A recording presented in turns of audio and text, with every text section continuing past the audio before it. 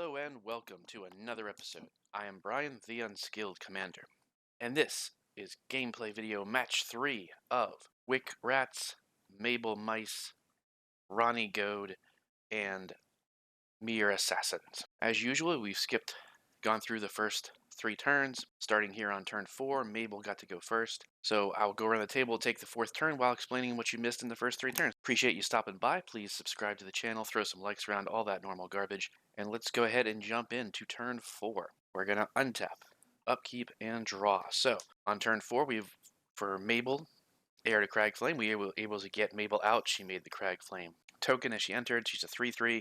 Other mice get +1/+1, and she makes that Cragflame token. We also got a Skull Clamp out in the field. We're going to tap 3 and play Icon of Ancestry, declaring mice. So mice get +1/+1, and I can pay 3 and tap it to look at the top 3 cards of your library, reveal a mouse card from them, put them into your hand, the rest in the bottom in any order. So we've now got a 4/4 commander that can swing. However, we have no blockers, and really we could swing in any direction because they would have to block with their creatures if they don't want to take damage. The only guaranteed hit would be on Ronnie, I don't know. But this being the 3rd match, everyone is familiar with each other's decks.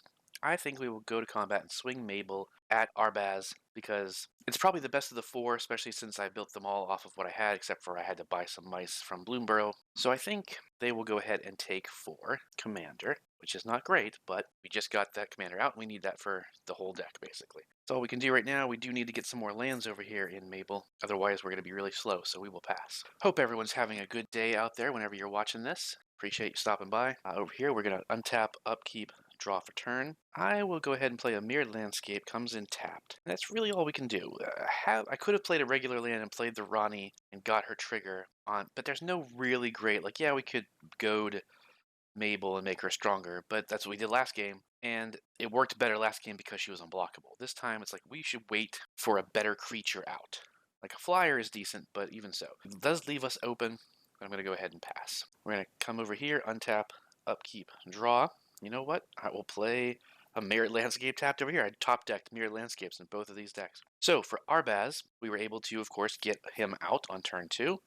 He is a 2/2. Whenever he or another non-token historic permanent enters the battlefield, it deals 1 damage to each opponent, and you gain 1 life. Historic permanents are artifacts, legendaries, and sagas, so everyone took a damage and we gained a life. Unfortunately, now, again, playing the Mirrored Landscape does slow us down. We could have had 4 lands and played something, but I would actually like to use these Mirrored Landscapes, especially early on. It slows you down a little bit, but I think it gets you ahead in the long run better. I would prefer to go ahead and crack the Mirrored Landscape on the next turn, thereby ramping us even more, so that on the turn past that, we'll have a ton of mana, can do a ton of stuff, catch up, and do some real damage. Now, what do you guys do? If you have a Mirrored Landscape, would you play it right now? And it does tap for 1 colorless next turn. So would you leave it for a while and just use it? Probably a good idea. We'll see what happens when we come back around. But I'm going to pass turn. Over here, we're going to untap, upkeep, draw for turn. So over here, we were able to play a Baleful Strix, which is a 1/1 flyer with Death Touch, and when it enters, I got to draw a card, and we also played Glistening Sphere, which does come in tapped. When it comes in, we proliferate. There wasn't anything to proliferate. It taps for 1 mana of any color. I'm going to go ahead and play Swarmyard. Taps for colorless, but you can tap it to regenerate target insect or rat, most importantly, spider or squirrel. I will tap all 4 to play the commander Wick the World Mine. It's a 2/4. When Wick or another rat enters the battlefield, create a 1/1 black snail creature token, boom, if you don't already control a snail. If you do control a snail, put a 1/1 counter on one of your snails. And most fun of all is that you can pay blue, black, red, sacrifice a snail. It deals damage to each opponent equal to its power, and you draw cards equal to its power. Alright, so we are going to go to combat because we have a 1/1 flyer. We're going to swing it at you because you're doing stuff. We have 1 mana up, which we can do something. We will tap that Glistening Sphere for a Elixir of Immortality. It's an artifact. You can pay 2 and tap it. You gain 5 life. You shuffle Elixir of Immortality and your graveyard into their owner's library. But that's all we got here. We're going to pass to turn 5, and let's see if Mabel can start to do something. Untap, upkeep, draw. Nope, not a land. I believe we've been seeing that in the last couple of games. I'm going to have to reevaluate. I'm sure she's down to 35 lands. So what I will do is I'll tap this for red to play Heartfire Hero. We've seen that before. It's a 1/1. It says whenever it's targeted by a spell or ability I control, for the first time each turn I put a +1/+1 counter on it. When it dies, it deals damage equal to its power to each opponent. That's fine. We will tap 2. And we don't even have enough really the color. So we'll go ahead and equip the Cragflame to Mabel because she is the heir to Cragflame. She now gets +1/+1, has Vigilance, Trample, and Haste, which is pretty awesome. And with this buff, she is now a 5/5 with Trample, Haste, and Vigilance. Okay. I think, you know what? It's really early in the game. I don't ever like to just dogpile on one person for no reason. So we will, oh, we don't, it's Vigilance. We have to, but I'm going to swing Mabel at you for 5, Commander. Even if you double blocked, it would only be 3 damage. You wouldn't kill Mabel, and Mabel would be able to kill both of your creatures. So it's either block with the snail and take 4 damage, or don't block and take 5. So you might as well take 5. And my logic there is that we want the snail to at least get a couple counters on it so we can sack it and draw cards and ping everybody. I don't have any... I do have a rat in my hand to, bring it back if we were to sacrifice it. But the point is, it's a 1/1.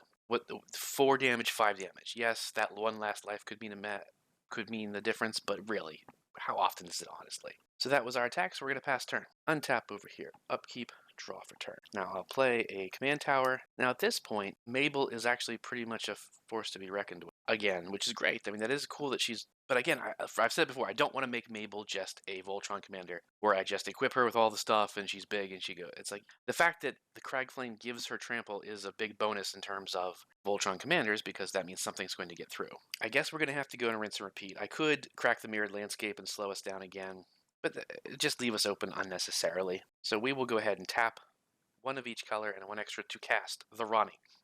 A 3/4. Whenever the Rani enters the battlefield or attacks, create a red aura enchantment token named Mark of the Rani attached to another target creature. That token has +2/+2 and is goaded. And yeah, we're going to put it on Mabel because now that she's got the trample and she's all these buffs, she's 3, 4, 5, 6, 7. She's a 7/7 commander. I do love it the way the Rani works. It's like, yeah, you know what? I'm going to make you the target. But yeah, that's all we can really do in this sense. We're going to pass turn. Untap, upkeep, draw for turn. Going to play a plains for turn. And I am, in fact, going to tap 2 and crack mirrored landscape. To get 2 lands, what would we need? Really? I guess we'll just get 2 mountains, because why not? Get 2 mountains. And the reason why I did that is because I still have 2 mana which I can tap to play a Mirror Retriever. So that's going to be an artifact coming in. I gain a life, everyone else loses a life. It's a 1/1 that says when it dies, return another target artifact from your graveyard to your hand. At this point in time, I don't want to swing with Arbaz, and there's no real good attacks anyway. And I almost never really want to swing with Arbaz because that's not what the deck is about. It's about playing a ton of mirrors, buffing all of my artifact creatures and swinging with them. He's just there to have that extra little ping and life gain as they come in. You could almost swap out any red-white commander and the deck would function pretty much the same. It just would be a little less efficient because you wouldn't get those little pings and a little bit of life gain. So we're going to go ahead and pass turn. Untap over here, upkeep, draw. I will play a swamp. Now I could play the rat in my hand, but it is rather expensive. So instead, what I think I'll try is I will tap 3 mana to play Thirst for Knowledge.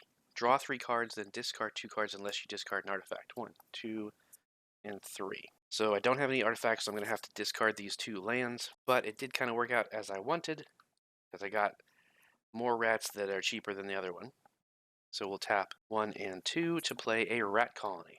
When that enters, the snail is going to get a counter, and a rat colony gets a +1/+1 for each other rat I control, so it's currently a 3/1. There's no point in not swinging with my Baleful Strix because, like I said, it's a flyer and no one has flyers. We will swing. The question being, do we want to swing at you? Because that would get your ire, to attract the attention of the mice at this point. So let's go ahead and swing it at you because you did ping us. That's all we really got. Pass turn to turn 6. Untap, upkeep, draw. Still not... You know what, though? That's a really fun card. I'm going to play it. I don't care. I love it. We're tapping 3 for Descent into Avernus. Enchantment. At the beginning of your upkeep, put 2 descent counters on Descent into Avernus. Then each player creates 2 treasure tokens, well, X treasure tokens, and it deals X damage to each player, where X is the number of descent counters on Descent into Avernus. So it won't do anything right now, but next turn it'll start getting us some treasures so that hopefully we can play some other freaking cards. So it's goaded. Unfortunately, Mabel has to attack. And unlike last game, at least, she's not unblockable. But she does have trample, so it's like, well, not much is going to stop it.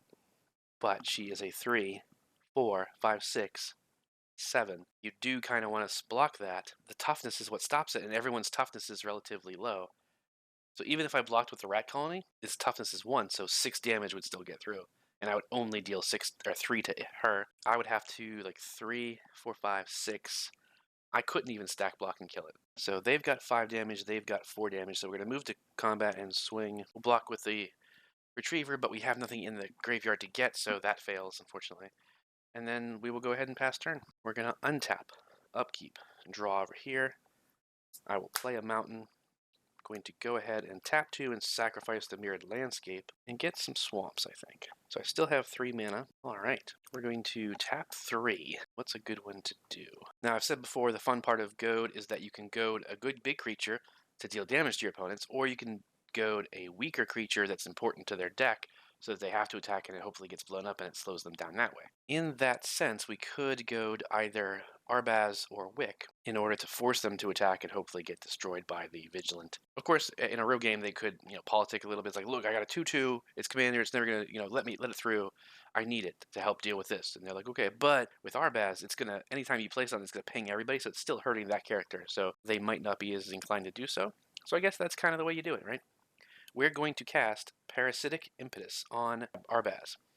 Enchant creature gets +2/+2 and is goaded, and whenever enchanted creature attacks, its controller loses 2 life and you gain 2 life. That's all we can do. We're going to pass turn. So again, we might want to start shifting gears and attacking the Rani because they are starting to goad everything. However, they can't.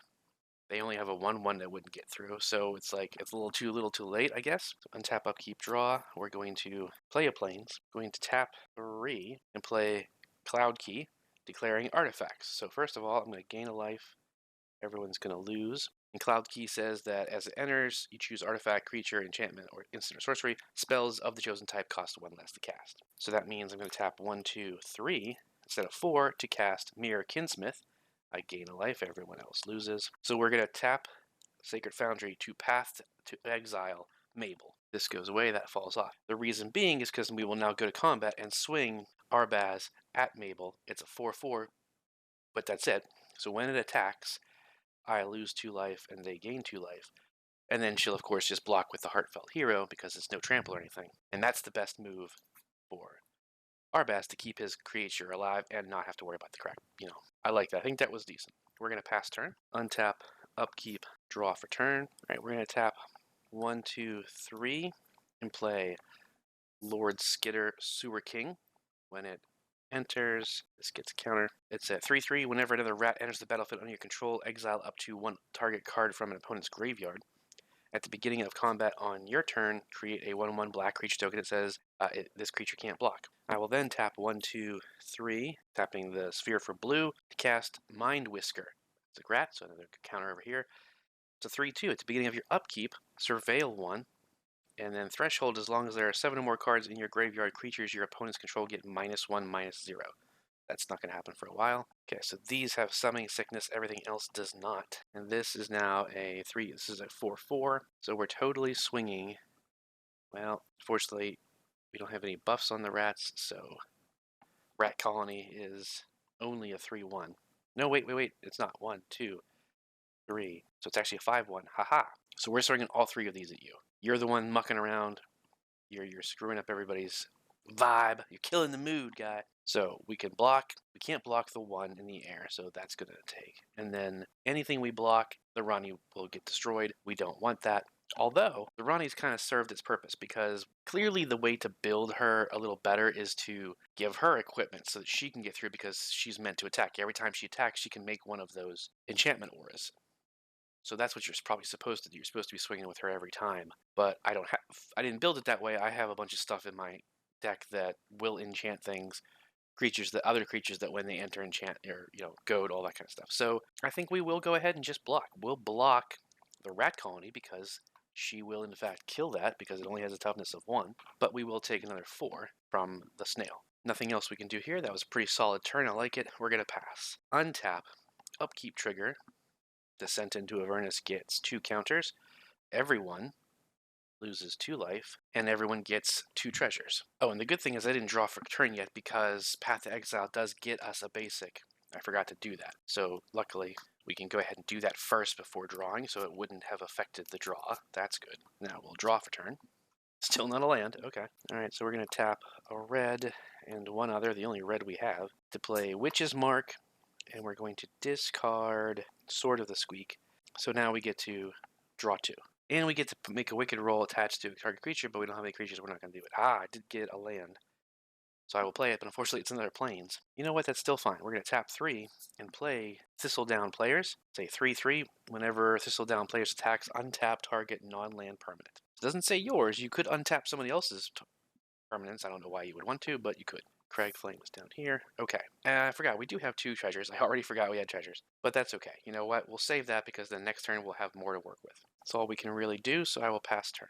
Untap, upkeep, draw for turn. Play a swamp. Okay, we got plenty of mana, thanks to that mirrored landscape. So I'm going to go ahead and... Okay, sure, why not? We'll tap 4 and commander tax to recast the Ronnie, putting another Goad onto... What do we want to be swinging? Oh my gosh, darn it. So at the beginning of combat, I forgot I make a rat and can tap something down. Oh no, exile a card from the graveyard. So we'll just exile, path to exile. So that just meant that the rat colony was 1 tougher, or 1 stronger, but not any tougher, so it doesn't matter in that sense. But anyway, I will then goad. You know what? Why not? We'll goad this thing. Not that, because it's now going to be a 5/5, so it's not really going to get destroyed, but it'll do some damage. That's the point. Then we will tap 2 and use our 2 treasures to cast Vengeful Ancestor. It's a 3/4 flyer. When it enters the battlefield or attacks, goad target creature. When a goaded creature attacks, it deals 1 damage to its controller, so that's really nice. Now, this is a temporary goad. This isn't like the enchantment. So I'm going to go ahead and goad your little Thistle player. So it has to attack, but it can't attack me. She's doing pretty good considering she has like virtually nothing on the field. We're going to pass. The power of goad, my friends. All right, untap, upkeep, draw, Rogue's Passage, which is cool for the goaded Arbaz. If we want to, like that, there's your 4 in that, so it leaves us with 3 to cast something, and that's enough. So we will tap 3. They cost 1 less to play Unwinding Clock. Untap all artifacts. Here, in fact, we will do this way, so I have the artifact on top, so we can untap that land. Untap all artifacts you control during each player's untap step. And I do, of course, have 2 treasures, which I also forgot about once more, but it wouldn't have changed my play very much, or at all. So we're going to tap 4 and tap Rogue's Passage to make Arbaz unblockable. And so he is a 4/4. We're going to take a... No, wait. Whenever he attacks, we lose 2.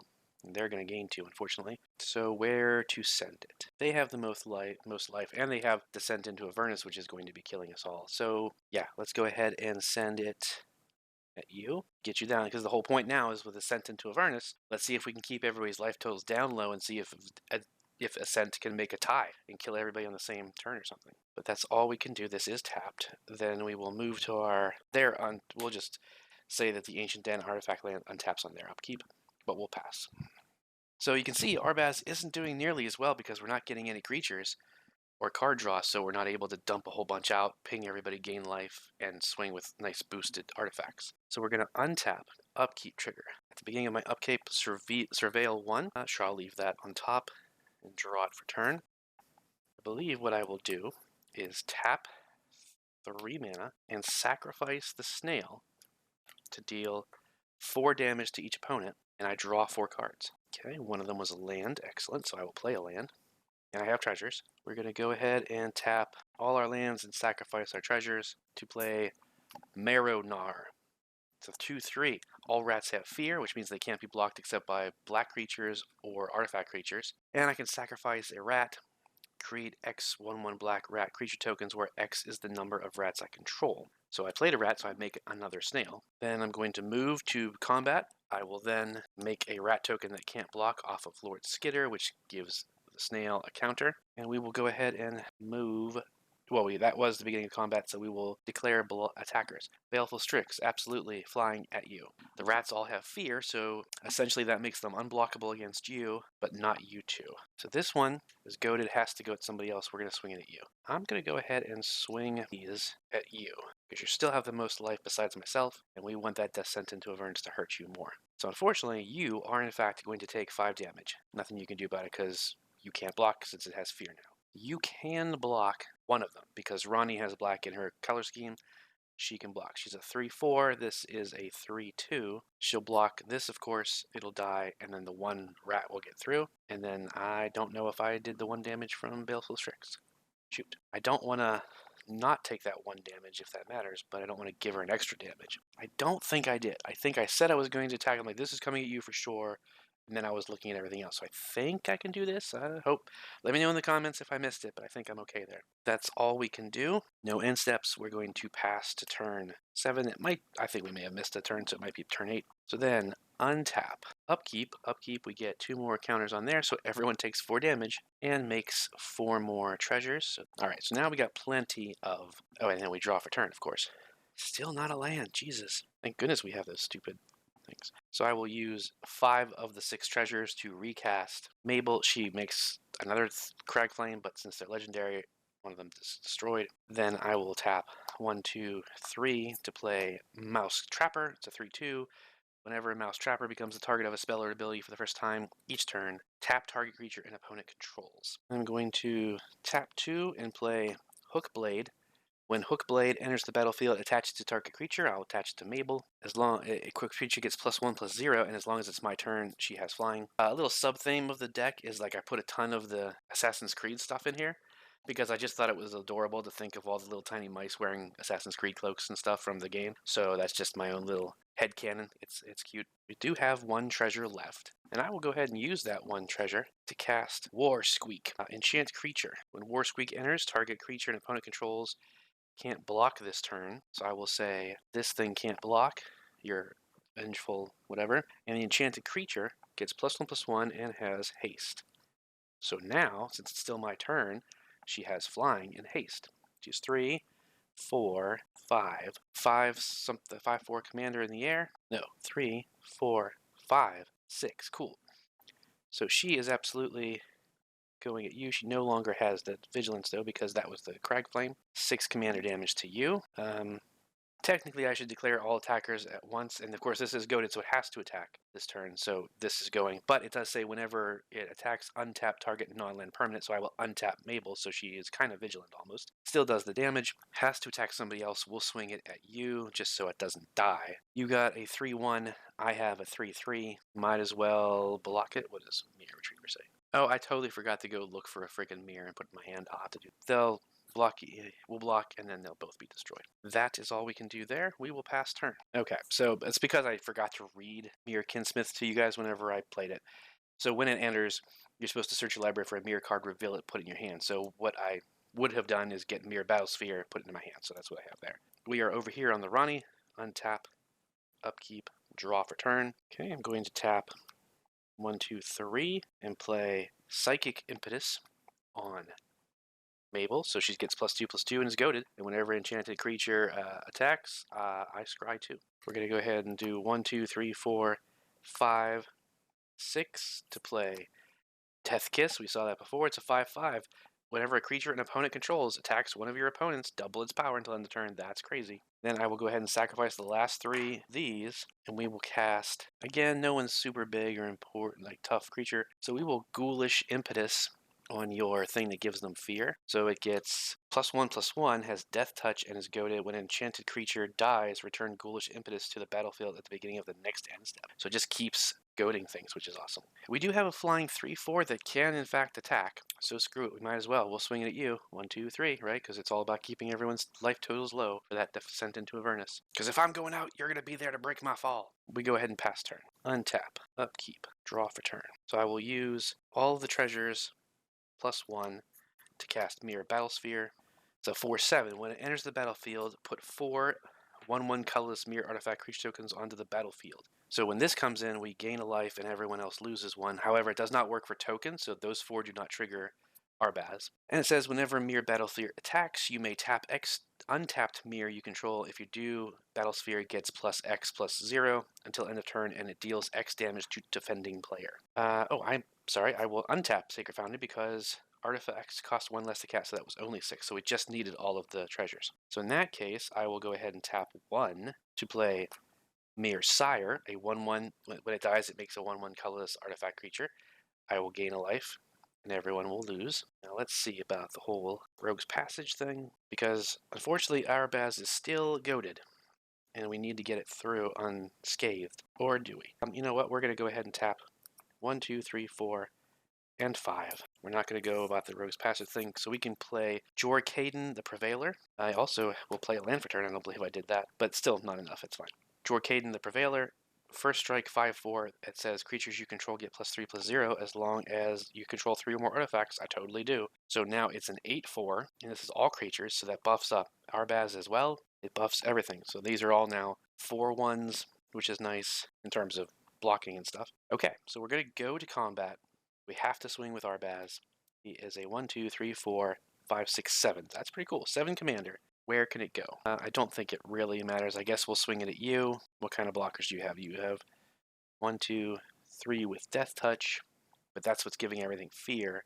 But you have a ton of... So really the fear factor, as it were, haha, that old show, the fear aspect is only hurting the mice. It's not going to get through. I mean, these two are red. They can't block. Only the Ronnie can currently, but the point is, against the decks itself, this has black, that has black, or this has artifacts, this has black. So it's not super effective against these two decks. It's only effective against the mice. So yeah, I think I will block with the Gnar because it'll be destroyed. However, that does make that go somewhere else. Arbaz goes back to the command zone. You get this back. And then it says, whenever enchanted creature dies, return Ghoulish Impetus to the battlefield at the beginning of the next end step. So I assume I control who I would absolutely put it onto the battlesphere, obviously. So that actually kind of hurt a bit, because now we can't send that over there. We're then going to pass turn. Nothing really happens. We can untap this den on their upkeep. Untap. Upkeep trigger. Actually, I don't think we have an upkeep trigger anymore because that rat is in the graveyard. So, oops, draw for turn. Alright, I'm going to tap an island. Thought Scour. Target player mills 2 cards and I draw a card. It's a land. I'll play a land. I'm going to have you mill 2 cards. So I'm going to crack all 4 treasures to play Insatiable Frugivore. It's a rat, so this goes up. It's a 2/4 whenever Frugivore enters or create a treasure token. Or create a food token, then you may exile 3 cards from your graveyard. If you do, repeat this process. So sure, I'll just go ahead and exile those 2 lands and the Thirst for Knowledge. So that means I make another food token, which could very much make me survive. How will I survive? I'll tap. Wait, do I have the right colors? Actually, yes. So blue, black, 1 other to cast the rat. Tidecaller Mentor, this goes up. When Tidecaller Mentor enters, if 7 or more cards are in your graveyard, return up to 1 target non-land permanent to its owner's hand. It's not. And, I played those out of order. See, I didn't think. I didn't bother looking at the details, because I had 7 cards in my graveyard, so I could have returned, like, the Ronnie or the Battlesphere or something to the opponent's hand. But that's fine, whatever. Because what we're going to do is then tap 1 of each color to sacrifice the snail, dealing 5 damage to each opponent, and I draw 5 cards. Unfortunately, I don't have Reliquary Tower out, or anything that gives me no max hand size. Alright, so we're going to go to combat because we have to. One of the creatures is goaded, and we don't have fear anymore, but obviously I'm going to swing the Baleful Strix at you. This time I'm doing it right now, so I remember for sure. Lord Skitter is going to go at you. It is a 3, 4, 5. Now you have, actually, but it's, what's the point of setting it over here? Because the idea is to try and crack down on you. You have a lot of blockers that are getting a nice big buff. Yeah, and even if I sent the rats over, they can kill the mirror because they can kill it because these are all like 4/1s, but they're 1s, so the rats will take out 2 of them if they block. But then again, why would they block? It's like, oh, I'll take 2 damage from the stupid little rats, sure.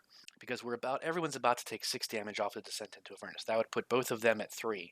I just don't have enough damage on board to get 3 extra damage on you so that you would die to a Descent. But that could incentivize them to swing over, so we should probably just leave it as it is. We're going to swing it at you. It's a 5. Well, at the beginning of combat, though, however, sorry, I almost forgot, I do make a rat token, which makes a snail, so at least that gives me another blocker. That's good. 2 more blockers, really. You'll just block with the Battlesphere. I mean, sure. This will die. That'll go back. We have a fair amount of blockers, and we do still have the Elixir of Immortality that we can trigger, plus 2 food, so it kind of looks like rats can pull out the win, thanks to Descent into Avernus. I'm going to have to discard down. Alright, there, we discarded 2 cards. Pass turn to probably turn 9, really, I think. So, the game's moving, chugging along. Untap, upkeep, 2 more counters, everyone takes 6, but everyone gets 6 treasures. So that allows for a lot of cool stuff to be done. And you know what? So then we draw over here. I will sacrifice 4 of the treasures to cast Veteran Guard Mouse, a 3/4 that says whenever it becomes a target of a spell I control for the first time, Each turn, it gets +1/+0 and gains first strike until end of turn, and I scry 1. But the fun thing is, so in response to you casting that, I will use 4 of my treasures, 4 of my 6 down to 2, to crack both foods and gain 6 life. Ho, ho, ho, look at that. Now that's going to make me a target, but at the same time, that kind of doesn't guarantee, but it means more likely to win. So everyone's like, oh, you son of a... I'm going to tap 1, Skull Clamp onto her, make her a little bit stronger. Oh, yeah, and totally put the Crag Flame onto her. And that's really all I care. I don't have anything else to really do because we're just going to try our best. So what do we got? She's 10, but because it's my turn, she has flying, and your flyer is tapped down. And she's goaded, so she has to go. So she's now vigilant and trample and all that stuff. So she's going to swing 10 damage at you, 10 commander. Here we go. Put you at 15 commander damage, but now, haha, you're back down to everybody else almost. So you're not as well off. So if someone kills me, no more Descent into Avernus's, which is probably the way to go at this point, of course. That is all I can do. I'm going to pass turn. Untap, upkeep, draw, Sunken Hollow. Comes unless you control 2 more basics, I do. We will sacrifice 5 of the 6 treasures to make Stuffy Doll. It's a 0/1. As it enters the battlefield, choose a player. We will choose you. So whenever Stuffy Doll is indestructible, whenever it is dealt damage, it deals that much damage to target player, and Stuffy Doll can tap for 1 damage to itself. I'm going to tap 1, 2, 3, and 4, 5, 6, 2 different instances to cast the last 2 cards in my hand. One is Nettling Nuisance, a 3/1 flying rogue. Whenever 1 or more fairies you control deal combat damage to a player, that player makes a 4/2 red pirate creature token that says it can't block, and the token is goaded for the rest of the game. Then I will play Incriminating Impetus. Enchant creature. When it enters the battlefield, suspect enchanted creature. It has menace and can't block, and then the enchanted creature is +2/+2 and is goaded. Well, that's already goaded, so we will goad this thingy thing.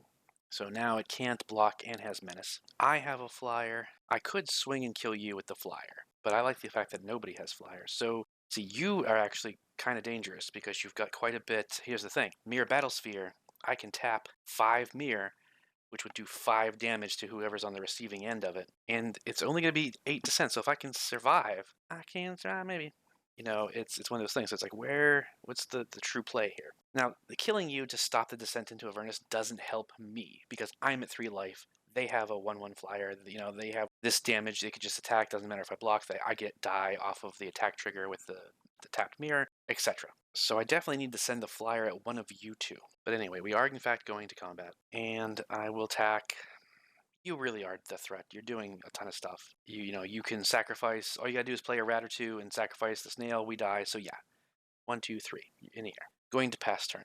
Untap, upkeep, draw for turn. I'm gonna sacrifice all 6 treasures to recast Arbaz because I think he already died once, so it should have been an extra set of attacks. Then I will tap 2 for an Arcane Signet. I'll gain a life. Everyone will lose a life. And then, yeah, we're going to go to combat. So what are you at? You're at 6. Now this, of course, is goaded and has to attack. And has Death Touch.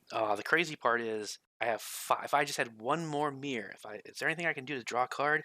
No, dang it. Because that's what would have been, although I can do the whole, can make something unblockable as well. So that might be a thing. Oh yeah, we're overthinking things. Because I can take out 2 characters right now. So we're going to move to combat. Well, what we're going to do is we're going to tap Rogue's Passage in 4 to make the Mirror Battlesphere unblockable. We're going to move to combat. It is goaded. It is going to go at you. It's a 4, 5, 6, 7, 8. We don't have to even bother pumping anything into it. Because you're at 6 life, it's going to get through. You are going to go down to -2. You're kaboosh. Done. Nice job. Nice attempt. These 4 are going at you because you have 3 blockers. I have 4 4/1s. You're at 2 life. One of them is guaranteed to get through. Oh, but they're not. We do have stuff over there. I forgot about that. But that's good. We remembered. Okay. So that's declaration of attack. So go. Boom. In response, we're going to tap a white and a red to rip apart. Just choosing destroy target artifact or enchantment will destroy one of your mirror that's coming at me. And now I can block all of them. These 2 will die. Mabel doesn't, but all of your tokens die. So I think we're just going to call it. I think that's what we're going to do. Mouse will be like, I'm going down on my own terms, to my own descent into Avernus. You do the stuff. They still die because of the Mirror Battlesphere. We blow up that stuff. They pass turn. The Battlesphere does untap because of Unwinding Clock. that kills both of them. And then we just win. So there you go. Ba-boom! Arbazmir is our winner for game 3.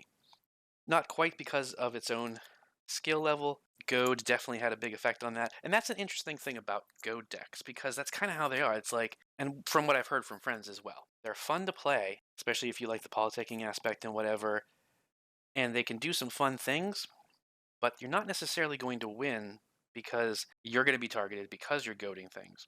And also, once things are goaded, they have to attack you, no matter what, at the end.